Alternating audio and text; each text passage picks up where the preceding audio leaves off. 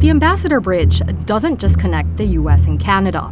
Rather, it links one automotive capital, Detroit, Michigan, to another, Windsor, Ontario. And their industries are tightly welded together. But Donald Trump's new 25% tariffs on imported cars and certain car parts are aimed at getting more production within the US border, leaving Windsor and its more than 90 automotive companies and suppliers out in the cold. It feels like the death of somebody who's very close to us in the family, right? Because we are so intertwined.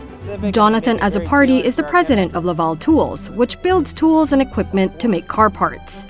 It's not yet completely clear how much auto suppliers and their suppliers in turn are going to feel the effects of the tariffs, as full details of the policy are still emerging. But pain is expected all along the supply chain. People will have to take drastic steps to be able to manage that because nobody can swallow a 25% tariff. Not my clients, not me, nobody can. We may have to make decisions that we weren't prepared for, and we will likely have to pivot into something that we aren't today, right? A US entity, established in the United States, trying to figure out some way to fulfill those obligations on both sides of the border, because that's ultimately what President Trump wants.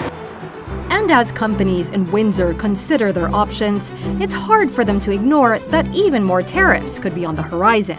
There's the other 25% duty on most Canadian imports that the White House levied in March, but delayed implementing.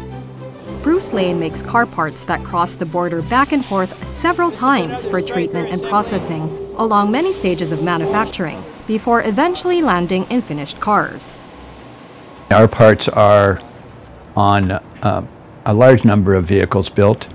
I call it used to be called the Big Three, General Motors, Chrysler, Ford, but now I call it the Group of Seven, because you got Hyundai in there, and Honda, and Toyota, and Nissan, those things. And maybe on most all of them, we have one or two parts on the different vehicles that they make. But on-again, off-again tariff policies have made it difficult to plan its expenses and to understand which tariff applies to what, whom, when, and where. I would say not everybody understands who bears what cost. He, too, is considering a pivot, not by moving to the US, but by concentrating on a new product line to sell domestically: modular steel frames for construction. He's hoping a bet on business, kept within Canada's borders, could eventually afford him some security long-term. I worry for my grandchildren's futures, my children's futures. I just worry that it's going to be a knock on the economy, and there's going to be a lot of people affected by it. Everybody's going to be affected by it.